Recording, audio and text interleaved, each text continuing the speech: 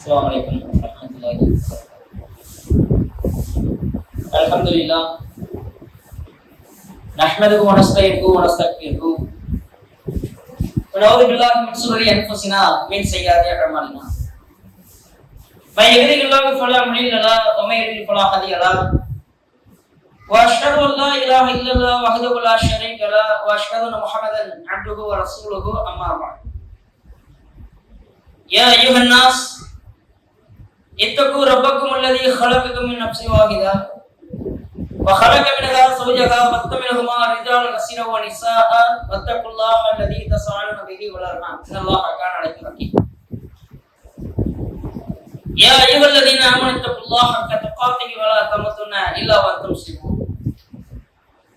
பேரன்பிற்கும் மதிப்பிற்கும் உரிய அல்லாஹ்வின் நல்லடியார்களே, அல்லாஹ்வுடைய வற்றாத அன்பும் கருணையும் நம் உயிருக்கும் மேலாக நேசிக்கக்கூடிய அன்னலம் பெருமகனார் நபிகள் நாயகம் ஸல்லல்லாஹு அலைஹி வஸல்லம் அவர்கள் மீதும் அவர்களுடைய வாழ்க்கை வழிமுறைகளை தங்களால் இயன்ற அளவுக்கு வாழ்க்கையை கடைபிடித்து வாழ்ந்து மரணித்த உத்தம சத்திய சஹாபாக்கள் சஹாபிய பெண்மணிகள் மீதும் குறிப்பாக இந்த சத்திய ஏகத்துவ மார்க்கத்தை நம்மிடையே கொண்டு வந்து சேர்த்த நல்லோர்கள் பெரியோர்கள் முன்னோர்கள் மீதும் அல்லாஹ்வுடைய அறிவுரையை கட்டளையை தங்களுடைய வாழ்க்கையை கேட்டு அதன் பிரகாரம் ஒட்டுமொத்த அமல்களையும் அமைத்து மரணிக்கும் பொழுதே உண்மை முஸ்லிம்களாகவும் அல்லாஹ்வுடைய பொருத்தத்தை பெற்ற நல்ல ஒரு அடியாராகவும் இந்த உலகத்தை விட்டு மரணிக்க வேண்டும் என்ற உயர்ந்த நோக்கத்திலே அவன் நமக்கு கடமையாக்கி தந்திருக்கக்கூடிய இந்த வணக்க வழிபாடை நிறைவேற்றுவதற்காக தன்னுடைய ஆரம்ப நேரத்திலேயே இங்கே வந்து அமர்ந்திருக்கக்கூடிய நம் அனைவரின் மீதும் அல்லாஹ்வுடைய சாந்தியும் சமாதானமும் என்றென்றும் நீடித்து நிலவட்டுமாக. கண்ணியம் மிகுந்த அல்லாஹ்வின் நல்லடியார்களே, சகோதர சகோதரிகளே, இந்த தீனுல் இஸ்லாத்தை நமக்கு மார்க்கமாக கொடுத்து அல்லாஹ்வுடைய தூதரை நமக்கு தூதராக அனுப்பி வைத்து ஒரு முஸ்லிமாக இந்த உலகத்திலே நீங்கள் எப்படி உங்களுடைய வாழ்க்கையை அமைத்துக் கொள்ள வேண்டும், உங்கள் குடும்பமாக இருந்தாலும் சரி, உங்களுடைய உறவினர்களாக இருந்தாலும் சரி, அல்லது சமூகத்தில் பழகக்கூடிய மக்களிடத்திலும் சரி, ஒரு உண்மையான முஸ்லிமாக உங்களுடைய வாழ்க்கையை நீங்கள் எப்படி அமைத்துக் கொள்ள வேண்டும் என்பதை அல்லாஹ் ரப்பல் ஆலமீன் திருமறை குர்ஆன் மூலமாக நமக்கு சொல்லித்தார்.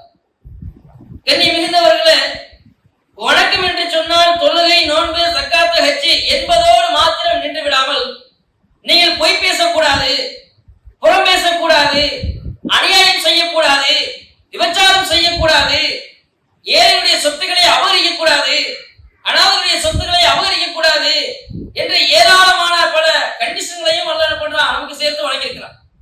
எப்படி நீங்கள் வணக்கத்திற்கு முக்கியத்துவத்தை கொடுப்பீர்களோ அதே போன்ற முக்கியத்துவத்தை இந்த பண்புகளுக்கும் நீங்கள் கொடுக்க வேண்டும். உங்களுடைய வாழ்க்கையில் எல்லா நேரத்திலும் இந்த பண்புகள் கலந்திருக்க வேண்டும். இந்த பண்புகளை நீங்கள் எப்பொழுதுமே நிலைநிறுத்தக்கூடிய மக்களாக இருக்க வேண்டும் என்பதையும் அல்லாஹ் நமக்கு சொல்லித்தார். அந்த அடிப்படையில் தான் இன்னொரு பண்பையும் அல்லாஹ் சொல்லிக் கொடுக்கிறான். உங்களுடைய சொல்லாக இருந்தாலும், உங்களுடைய செயல்பாடுகளாக இருந்தாலும், உங்கள் குடும்பத்திலும் சரி, உறவுகளிலும் சரி, சமூகத்திலும் சரி, எல்லா நேரங்களிலும் ஒரு முஸ்லிமுடைய வாழ்க்கையில இந்த முக்கியமான பண்பு இருக்கணும். ஏன் தெரியுமா? இது அல்லாஹ் நேசிக்கக்கூடிய பண்பு. அந்த பண்பு இன்றைக்கு நம்மிடத்தில் இருக்குதா? அப்படிப்பட்ட பெயரை வாங்கக்கூடிய நல்ல மக்களாக நாம் இருக்கிறோமா என்று நம்மை நாம் சோதித்து பார்த்தோம் என்று சொன்னால் எல்லாரும் சொல்லக்கூடிய ஒரு பதில் அப்படி இல்லை என்பதால். அப்படி என்ன பண்பு அல்லாஹ் நமக்கு சொல்லித்தரா? வஃசிது இன்னல்லாஹ யுஹிப்புல் முஃஸிதீன். நீங்கள் எல்லா நேரங்களிலும் அல்லாஹ் சொல்லக்கூடிய வார்த்தையை பாருங்க, நீதியை நிலைநிறுத்தக்கூடிய மக்களாக இருக்கணும். அப்படி யாரெல்லாம் நீதி செலுத்தக்கூடிய மக்களாக இருக்கின்றீர்களோ உங்களை அல்லாஹ் நேசிக்கிறான். ஒட்டுமொத்த உலகத்தில் வாழக்கூடிய அத்தனை பேருடைய லட்சியமும் சொர்க்கம். அந்த சொர்க்கத்தை குறித்து அல்லாஹ் இன்னொரு வசனத்துல சொல்லித்தாரான். அல்லாஹ்வுடைய நேசம், அல்லாஹ்வுடைய கருணை யாருக்கு இருக்கு அவங்களுக்கு தான் சொர்க்கம் படைக்கப்பட்டிருக்கு. அப்ப அல்லாஹ்வுடைய தூதர் சொன்ன உடனே சகாபாக்கள் கேட்கிறாங்க, அல்லாஹ்வுடைய தூதரே உங்களுக்கும் அந்த நிலைமை தானா? அப்ப நிறைய ஏராளமான அமல்களோடு போனாலும் கூட யாரை அல்லாஹ் பொருந்தி கொண்டானோ, யார் மீது அல்லாஹ்வுடைய அன்பு நேசம் இருக்குதோ அவர்களுக்கு தான் சொர்க்கம் என்று சொன்னால் உங்களுக்கும் அந்த நிலைமை தானா? அல்லாஹ்வுடைய தூதர் சொன்னாங்க, நானா இருந்தாலும் அதுதான். அப்ப அல்லாஹ் இன்னொரு வசனத்தை தெளிவுபடுத்துறான், குல் இன் குன்தும் துஹிப்புனல்லாஹ ஃபத்தபிஊனி. அல்லாஹ்வுடைய நேசம் உங்களுக்கு வேண்டும் என்று நீங்கள் ஆசைப்படுகின்றீர்களா? ஆமா, அதுக்கு தான் ஆசைப்படுறோம். அப்ப அல்லாஹ் அடுத்த வசனத்துல ஆன்சரை சொல்லி தரான், ஃபத்தபிஊனி. நபிகளாக இருக்கிறாங்க, உங்களுக்கு ரசூலாக அனுப்பப்பட்டவர், அவரை வாழ்க்கையில முழுமையாக பின்பற்றினால் அல்லாஹ்வுடைய நேசம் உங்களுக்கு ஆட்டோமேட்டிக்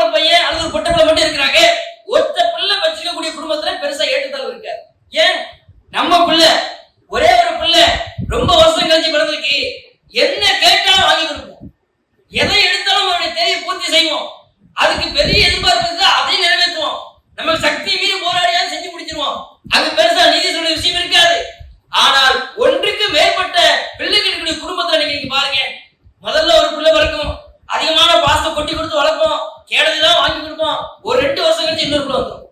அப்ப இன்னொரு பிள்ளை வரும் பொழுது இந்த பிள்ளைக்கு ஆட்டோமேட்டிக்கா என்ன பண்ணும், உள்ளத்துல ஒரு பாதிப்பு ஏற்படும். பாப்பா முன்னாடி என்னைய தானே தூக்கிட்டு கடைக்கு போவாரு, இன்னைக்கு என்ன தூக்க மாட்டேங்கிறாரு, தம்பியை மாதம் தூக்கிட்டு போறாரு. உமா என்னைய தானே எப்பவுமே தூக்கி வச்சிருக்கோம், இன்னைக்கு என்னைய தூக்க மாட்டேங்குது. ஒரு சாக்லேட் வாங்கிட்டு வந்தா அது சின்ன பிள்ளை, அவங்களுக்கு ஒரு எக்ஸ்ட்ரா வாங்கிட்டு வராங்க. ஒரு ட்ரெஸ் வாங்கி கொடுத்தா அவங்களுக்கு எக்ஸ்ட்ரா வாங்கி கொடுக்குறாங்க. நாம ஓட்டத்துக்கு சைக்கிள் கேட்கிறோம், வாங்கியதில்ல, தம்பி வந்து கேட்டு வாங்கி கொடுத்துறாங்க என்பது போல ஏராளமான பாதிப்பு அடிக்கி அடிக்கி அடிக்கி கொண்டு உள்ளத்தின் அளவுல பாதிக்கப்பட்டு ஒரு மனநோயாளர்கள் இருக்கும். நமக்கு தெரியாது, நம்ம அசால்ட்டா கடந்து போறோம். இந்த விஷயத்தை ரசூலுல்லாஹ் எப்படி நம்ம எச்சரிச்சாங்க? அல்லாஹ்வுடைய காலத்துல ராமானிபுர பஷீர் நபித்துவார். அல்லாஹ்வுடைய தூதருடைய காலத்துல நம்ம விஷயத்தை பாருங்க. எந்த விஷயத்தை நாம விலகி போறோமோ அப்படி போகாதுன்னு சமூகத்துக்கு புரிய வைக்கிறாங்க.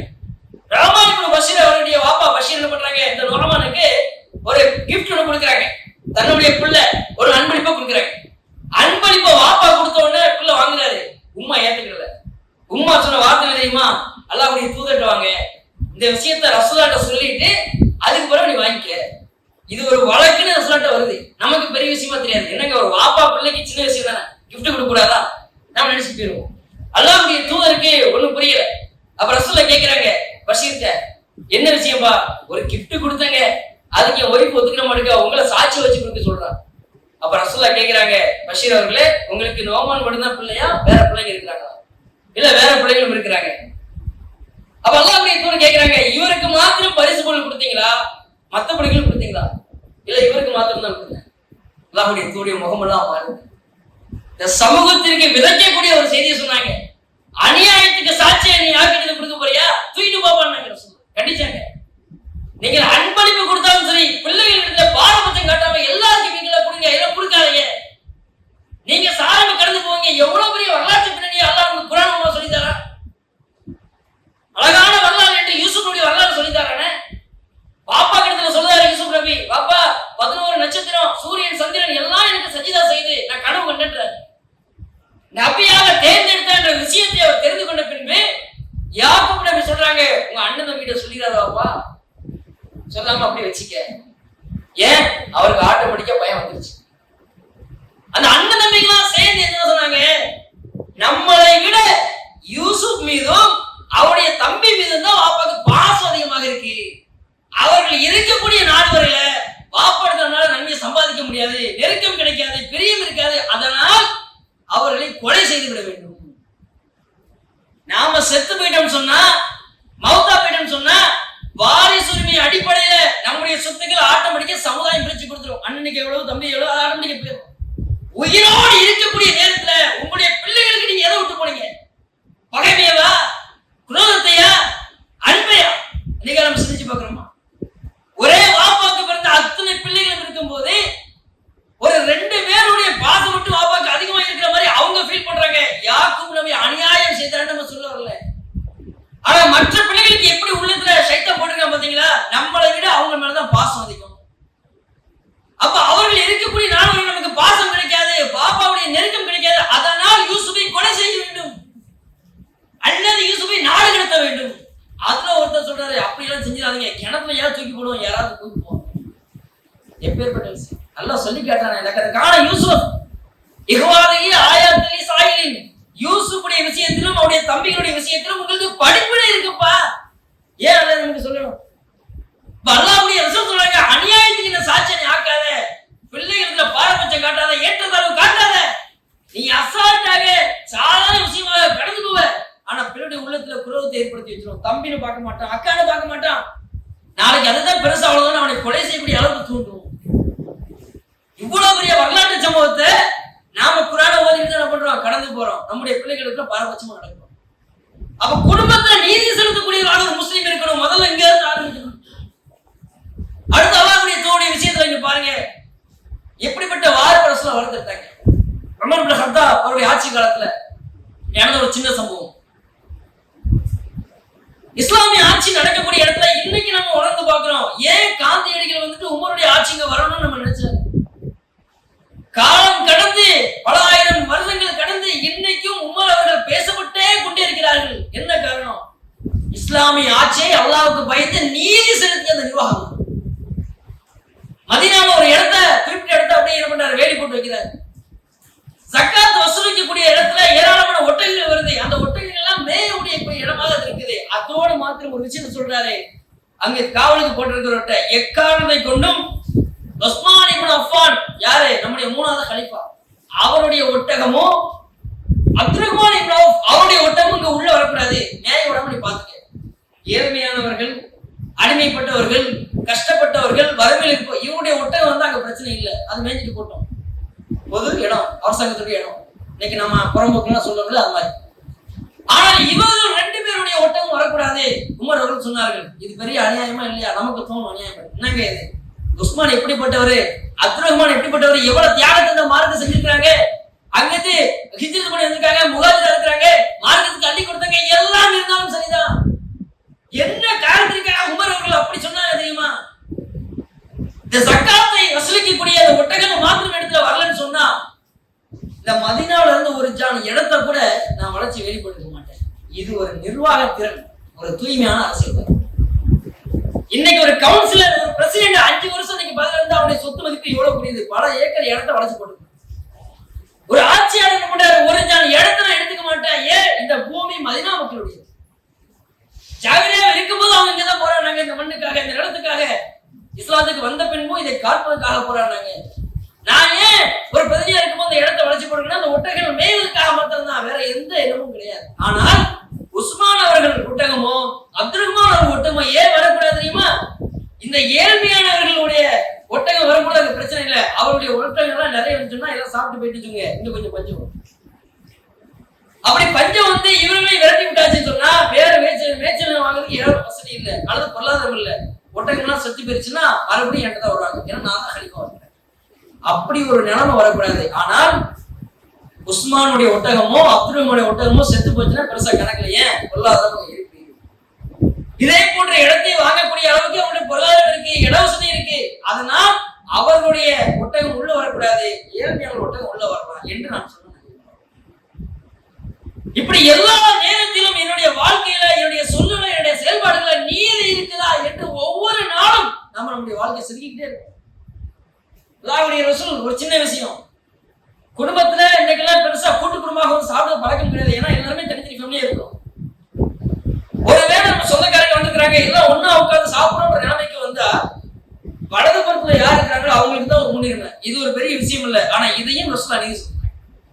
அல்லாஹ் சொல்றாங்க, எங்க வீட்டுல இந்த இடத்துல உட்கார்ந்துருந்தோம், அல்லாஹ்வுடைய தூதர் இங்க உட்கார்ந்து இருந்தாங்க. அவங்களுக்கு நேர் எதிரில் உமர் இப்னு ஹத்தாப் இருந்தாங்க, இடது பக்கம் தான் அபூபக்கர் சித்திக் இருந்தாங்க. வலது புறத்துல ஒருத்தர் இருந்தாரு, எங்களுக்கே தெரியல யாரு, கிராமத்துல இருந்து வந்திருந்தாரு. அப்ப அல்லாஹ்வுடைய தூதர் நான் ஒட்டகத்துல ஒரு டம்ளர் பால் கொடுத்தேன், ஒட்டக பால் கொடுத்தேன். அவங்க குடித்த பின்பு கண்டிப்பாக வலது பக்கத்தோட ஆளுக்கு கொடுப்பாங்கன்னு தெரியும். இதை பார்த்துட்டு ஒவ்வொரு அவங்க நினைக்கிறாங்க யாருமே தெரியல, இடது பக்கத்துல அபூபக்கர் இருக்கிறாரு. எப்பேற்பட்ட ஒரு நபித்தோழர், சிறப்பு என்ன, அவர் பட்ட கஷ்டம் என்ன.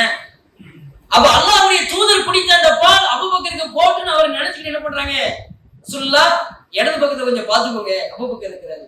ரசூலுல்லாஹ்க்கு தெரியாம இல்லை, ஆனா அவங்க நினைக்கிறது ரசூலுல்லாஹ்க்கு தெரியுது. அந்த நேரத்திலும் கூட அல்லாஹ்வுடைய தூதர் அல்லாஹ்வுடைய சட்டத்தை அங்க நடைமுறைப்படுத்துறாங்க. வலது புறத்தாருக்கு முன்னுரிமை அல்லாஹ் சொன்னதுக்கு பிறகு நான் எப்படி மாத்த முடியும்? யாருன்னா தெரியாம இருக்கட்டும், முஸ்லிமாவே இல்லாம இருக்கட்டும், அவருக்கு தான் முன்னுரிமை கொடுக்கணும். ஏன்? அல்லாஹ்வுடைய சட்டம். இப்படி ஒவ்வொரு விஷயத்திலும் நீங்க பாருங்க, குடும்பத்தை எடுத்துக்கோங்க. குடும்பத்துல அல்லாஹ்வுடைய தூதர் சொல்லிய நீதி என்ன? எல்லா விஷயத்திலும் உங்களால் நீதியாக நடக்க முடியும். அல்லாஹ் சர்டிபிகேட் கொடுக்கிறான். ஒரு விஷயத்துல நீதியாக நடக்க முடியாது, அதையும் அல்லாஹ் தான் சொல்லிட்டார். ஒன்றுக்கு மேற்பட்ட பெண்களை நீங்கள் திருமணம் செய்யும் பொழுது பெண்கள் இடத்துல உங்களால் நீதியாக நடக்க இயலாது. அதனால ஒண்ணு உங்களுக்கு சிறந்தது, இருந்தாலும் நாலாவது. ஒரு மனைவி நம்ம கெட்டிக்கிட்டு எந்த வீட்டுல பஞ்சாயத்துல இன்னைக்கு அப்டேட் என்ன, 30 வருஷம் ஒன்னா வாழ்ந்துட்டு ஏஆர் மணி இருந்திருக்கிறார். நினைச்சு பாருங்க. அப்ப ஒரு மனைவியை கல்யாணம் பண்ணி நம்ம வாழ்றோம், தினம் தினம் பஞ்சாயத்து. உமாக்கு ஏதாவது செஞ்சா அவளுக்கு பிடிக்க மாட்டேங்குது, அவளுக்கு எதாவது செஞ்சா உமாக்கு பிடிக்க மாட்டேங்குது, அக்கா தங்கச்சிக்கு செய்ய முடியல, சொந்தக்காரங்களுக்கு பண்ண முடியல. எல்லா விஷயத்திலும் ஏதாவது பொய்யக்கிய சொல்லித்தான் குடும்பத்தை ஓட்ட வேண்டியது. பல பஞ்சாயத்து, பல பிரச்சனைக்கு மத்தியில குடும்பத்தை ஓட்டிட்டு இருக்கும்ல. ஒரே நேரத்துல 9 மனைவிகளோட ரசூலுல்லாஹ் வாழ்ந்தாங்கன்னா எவ்வளவு நெருக்கடி அவங்க சந்திச்சிருப்பாங்க. அல்லாஹ் சொல்றேன் நீதியா நடக்க முடியாதுன்னு. அப்ப ரசூலுல்லாஹ் நீதியா நடந்துட்டு போனாங்கல்ல, என்ன காரணம்? ஒவ்வொரு நாளும் பொறுப்பு அல்லாஹ்ட்ட விட்டாங்க. எல்லாம் முடிஞ்சவரை நீதியா நான் செலுத்த ஆசைப்படுறேன், வாழ ஆசைப்படுறேன், நீ உதவி செய்யலாம். உன்னை உதவி இல்லாம எதுவுமே செய்ய முடியாது. எவ்வளவு நெருக்கடி. 9 மனைவி 2 டீமா பிரிஞ்சிருந்து ஒரு சமயத்துல நீங்க பாருங்க, ஆயிஷாமாவும் ஹப்சாமாவும் சொல்றாங்க, ஜைனப் வீட்டுல ரொம்ப நேரம் அல்லாஹ்வுடைய தூதர் தங்குறாங்க, இதை ஓச்சு கட்டணும், அதை வாசலை மூடணும். அப்ப என்ன செய்யணும்? என் வீட்டுக்கு வந்தா நான் ஒரு விஷயத்த சொல்லிடுவேன், உன் வீட்டுக்கு வந்தா நீ அதை பதில் சொல்லு.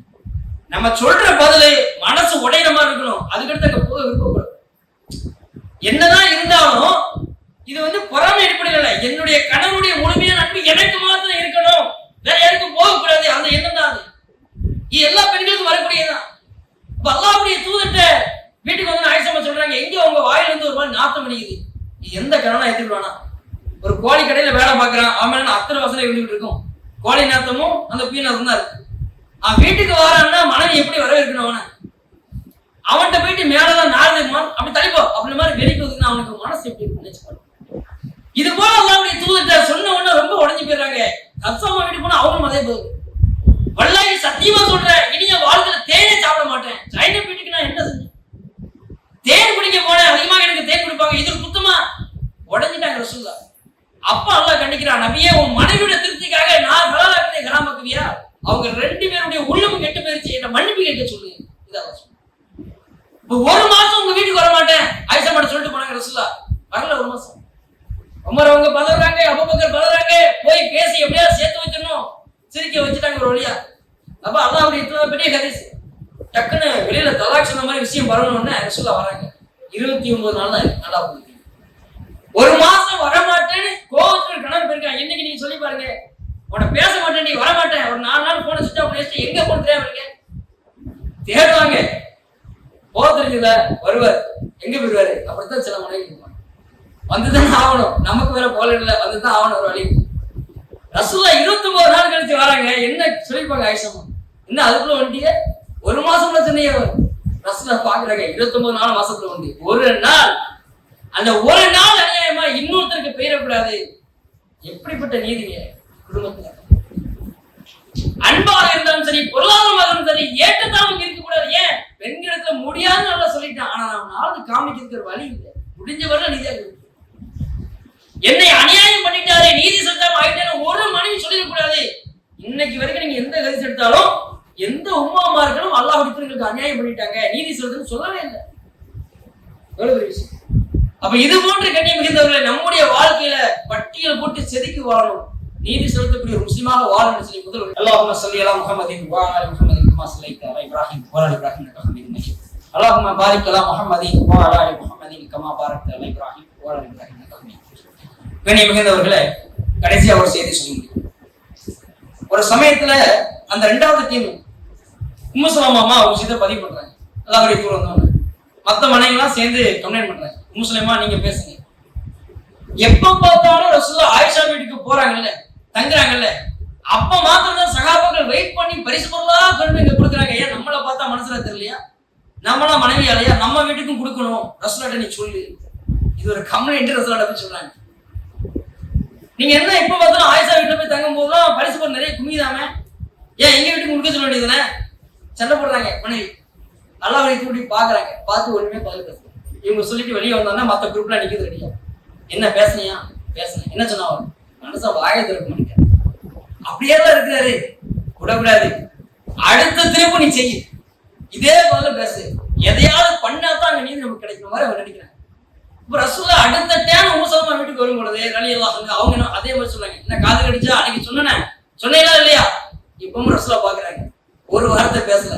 ஏன்னா அதை பேச விரும்பல, அது விருப்பம் இல்லை ரசூலுல்லாஹ். இது ஒரு விஷயமா நம்ம நினைக்கிறாங்க. அப்ப வெளியில வந்தா மத்தவங்க கேக்குறாங்க, இப்பமாவது பேசுனியா? பேசுனேன். என்ன சொன்னாங்க? ஒண்ணும் சொல்லல. அன்னைக்கு எப்படி இருந்தாலும் அப்படியே தான் இருக்கிறாரு, வாயத்தை வந்து பேசவே இல்லையே. நீ சரியா பேசிக்க மாட்டேன், பாத்திமாவை கூட்டிட்டு பிள்ளை சொன்னா கேட்பார்ல. அப்ப எல்லாரும் பாத்திமாட்ட போறாங்க, சாட்சிமா எல்லாரும் வந்து அவங்க பதறாங்க, என்னாச்சு சாட்சிமா எல்லாம் வந்திருக்கீங்க? வாப்பாட்ட நீ சொல்லு பாத்திமா. ஆயிஷா வீட்டுக்கு போகும்போது எல்லாரும் வந்து கொடுக்குறாங்க, எங்க வீட்டுக்கு ஏதாவது கொடுக்க சொல்லாமல. இது என்ன பரிசு பொருளுக்காக சண்டை கிடையாது, நல்லா புரிஞ்சுக்கணும். ஆயிஷா வீட்டுக்கு அதிகமா போக விருப்பப்படுறாங்க, ஆயிஷா மேல அதிகமா அன்பு காட்டுறாங்க, அக்கறை காட்டுறாங்க. அந்த எண்ணம் இவங்களுக்கு அப்படி கேட்க, இது ஒரு பார்த்து தான் அதுல. அப்ப பாத்திமா வந்து பேச வந்தோடனே ரசூலுல்லாஹ் ஒரே கேள்விதான், பாத்திமா பாப்பா நேசிக்கிறத நீ நேசிப்பியா இல்லையா? நான் நேசிப்போம். நான் ஏன் ஆயிஷா வீட்டுக்கு அதிகமா போக, ஏன் நேசி? அங்க இருக்கும் பொழுது மாத்திரம்தான், ஏன் படுக்கையில இருக்கும் பொழுது மாத்திரம்தான் அதை வகையே இறக்கி வைக்கிறான். வேற யார் வீட்டுக்கு போனாலும் வகை வர்றது கிடையாது. வகை வரக்கூடிய விஷயத்தினால ஆயிஷா வீட்டை நான் அதிகமாக நேசிக்கிறேன். வேற எந்த காரணமும் கிடையாது. நானா கொடுக்க சொன்னேன். நான் இருக்கும்போது தேடி வந்து கொடுங்க. இதை சொன்ன உடனே பாத்திமா ஒண்ணுமே பேச வந்துட்டாங்க. சாட்சி மாதிரிலாம் வைக்கிறாங்க. என்னாச்சு சொன்னையா பாத்திமா? சொன்னேன். என்ன சொன்னாங்க வாப்பா? கேட்டதுக்கு வாப்பா அந்த பதில சொன்னேன். இன்னொரு வாட்டி பேசி பாறேன் என்னால அப்படின்ட்டு. கடைசியில அங்க இருக்கக்கூடிய ஜெயனப்பம்மா நீங்களாம் வேஸ்ட், நான் பேசுறேன் பாரு. ஆயிஷம்மா வீட்டுக்கு ரசூலா போன பின்னாடி திரும்பி போறாங்க. ஆயிஷம்மா வீட்டுல இருக்கும்போது ரசூலா போய் சண்டை போடுறாங்க. பயங்கரமான சண்டை. அது என்ன வார்த்தை நமக்கு வரல. எந்த அளவுக்கு பொறுமையா இருக்கிறாங்கன்னா ஆயிஷாமா வாய் மூட்டுறாங்க. அவங்க நினைக்கிறாங்க என்ன பேசுறதுக்கு கொஞ்சம் அனுமதி கொடுங்களேன் அப்படின்னு ரசூலா பாக்குறாங்க. அல்லாஹ்வுடைய தூதர் பண்றாங்க. ஆயிஷா அதை ஜாட கட்டுறாங்க. நீ பேசு. அப்ப எஞ்சி பேசுறாங்க. பேசணும்னு அவங்க வாய் மூட்டு போயிடுறாங்க. அந்த நேரத்துல ரசூலா சொல்றாங்க அபூபக்கர் பிள்ளை சும்மாவா கரெக்டா பேசிட்டேன். அப்ப சின்ன சின்ன நெருக்கடியான விஷயத்துல கூட பெண்களுக்கிடையே இந்த மாதிரி விஷயங்கள் வரும். ஆனா அல்லாஹ்வுடைய தூதர் நாட்கள் அடிப்படையில கூட அந்த நேற்றுத்தாழ்வு இல்லாம நீதியாக நடந்து கொண்டாங்க. பொருளாதார அடிப்படையில நீதியாக நடந்து கொண்டாங்க. எந்த மனைமார்களும் எங்களிடத்துல நீதியாக அவர் இல்ல, அநியாயம் செஞ்சுட்ட விஷயத்த பதிவு பண்ணன்னு சொன்னா கண்ணியம் மிகுந்தவர்களே, அல்லாஹ்வுடைய சட்டத்துல எந்த பாரபட்சமும் இல்லை. ஒரு குடும்பத்துல நீங்க தான் தலைவராக இருக்கிறீங்கன்னா நீங்க நீதி செலுத்தக்கூடியவர்களா பிள்ளைகள் இடத்துல, மனைவி இடத்துல, சொந்தக்கார இடத்துல, எல்லா இடத்துலயும் சரி. ஏன்? அல்லாஹ் நேசிக்கக்கூடிய பண்பு. அப்ப நீதி செலுத்தக்கூடிய அல்லாஹ் நேசிக்கிறான். இந்த பண்பு நம்முடைய வாழ்க்கையில மௌத்து வரைக்கும் வரணும். எல்லா இடத்திலும் முஸ்லிம் போனா சரியா இருப்பாங்கப்பா, அவர் அல்லாஹ்வுக்கு பயந்து சரியான முறையில பேசுவாங்க, செயல்பாடுகள் அப்படி இருக்கும் என்று பெயர் எடுக்கக்கூடிய ஒரு சிறந்த சமுதாயமாக நாம மாறணும். நம்மளோட பிள்ளைகளை உருவாக்கும். அப்படிப்பட்ட பாக்கியத்தை வளருமான உங்களுக்கும் எனக்கும் கொடுப்பானாக. நாளை வரவையில் அல்லாஹ்வுடைய ரசூலோடு ஜன்னத்துல் ஃபிர்தௌஸில் இருக்கக்கூடிய பாக்கியத்தை உங்கள் குடும்பத்தாருக்கும் எனக்கும் தருவானாக. வாஹிர் தக்வானா அனைவரும் அஸ்ஸலாமு அலைக்கும்.